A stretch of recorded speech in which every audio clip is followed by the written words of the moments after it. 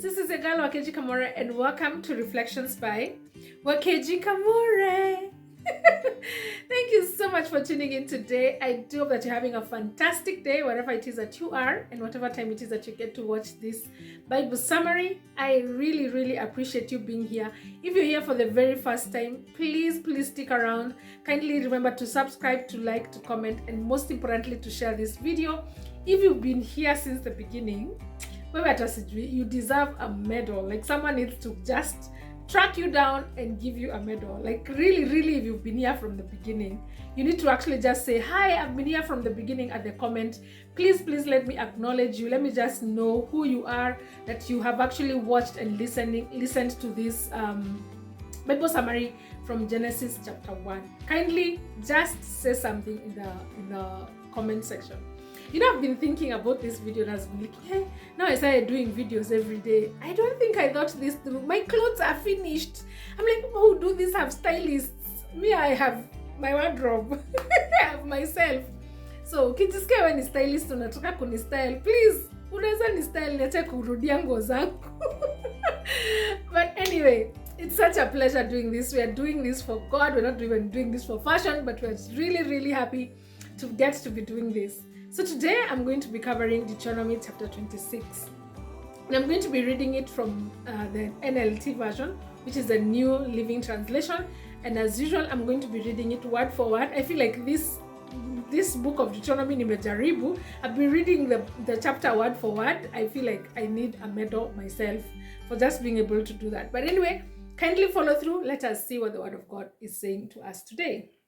So it says, when you enter, so please notice that this now going forward, actually I think it's been from chapter 25 going forward, is Moses telling people what to do when they enter into the promised land. So there's a lot of when you enter into the promised land, when you get there, when when the Lord gives you the land that he promised you. So this is what it says: when you enter the land that the Lord your God is giving you as a special possession, and you have conquered it and settled there, put some of the first produce from each crop you harvest into a basket and bring it to the designated place of worship, the place the Lord your God chooses for his name to be honored. Go to the priest in charge at that time and say to him, with this gift I acknowledge to the Lord your God. Wait, let me repeat. Go to the priest in charge at that time and say to him, with this gift I acknowledge to the Lord your God that I have entered the land he swore to our ancestors he would give us. The priest will then take the basket from your hand and set it before the altar of the Lord your God. You must then say in the presence of the Lord your God, my ancestor Jacob was a wandering Aramean who went to live as a foreigner in Egypt. His family arrived few in number, but in Egypt they became large and a mighty nation. When the Egyptians oppressed and humiliated us by making us their slaves, we cried out to the Lord, and the Lord our God, the God of our ancestors, he heard our cries and saw our hardship, our toil, and our oppression. So the Lord brought us out of Egypt with a strong hand and a powerful arm, with the overwhelming terror and with miraculous signs and wonders. He brought us to this place and gave us the land flowing with milk and honey. And now, O Lord, I have brought you this first portion of the harvest you have given me from the ground. Then place the produce before the Lord your God and bow to the ground in worship before him. Afterwards, you may go and celebrate because of all the good things the Lord your God has given to you and your household. Remember to include the Levites and the foreigners living among you in celebration. Every third year you must offer a special tithe of your crop.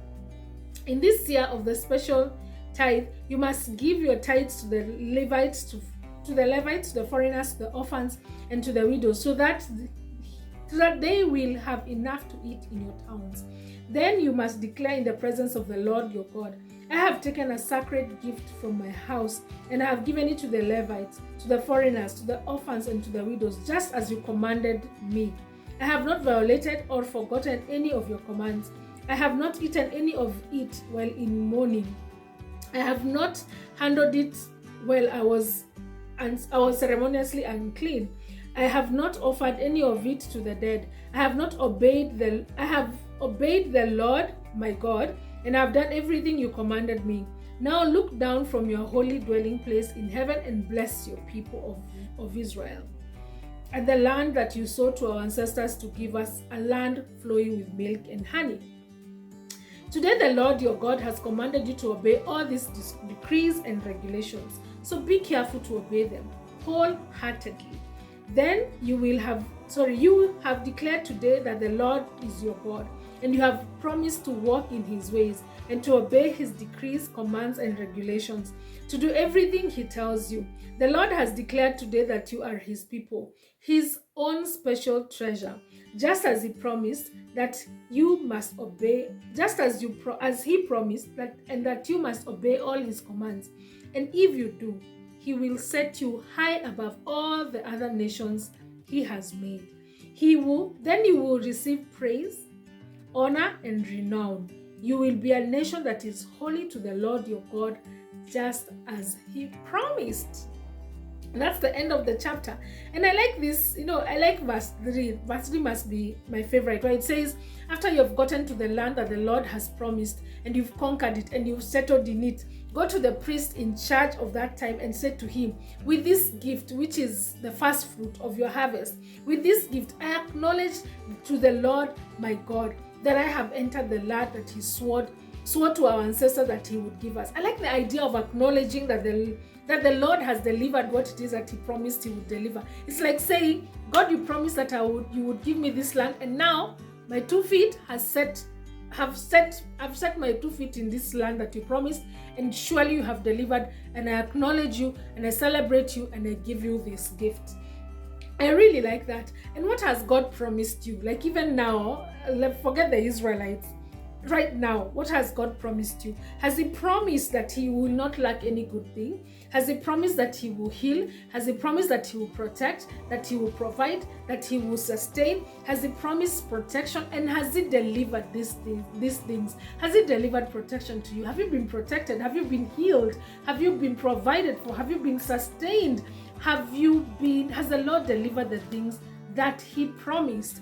So when he has, because I know that he does, I know that the Lord has already delivered the things that he has promised to do, and even the things that are in waiting. When you get those things, and when the Lord delivers those things to you, delivers the promises that he made to you, remember to go back to him and say, I acknowledge that you promised this, and I have received it, and I celebrate you, and I celebrate you with my words, I celebrate you with my gifts. Personally, I acknowledge that the Lord my God has protected me, that he has provided for me, that he has sustained me this year. Let me tell you guys, this year has, up to where we have reached, from January to September where we are at, it has really been hard as far as business is concerned. But the Lord has really, really sustained me. And I can say, with all confidence, that the Lord has actually delivered to me, and he has actually promised to sustain me, and he has sustained me.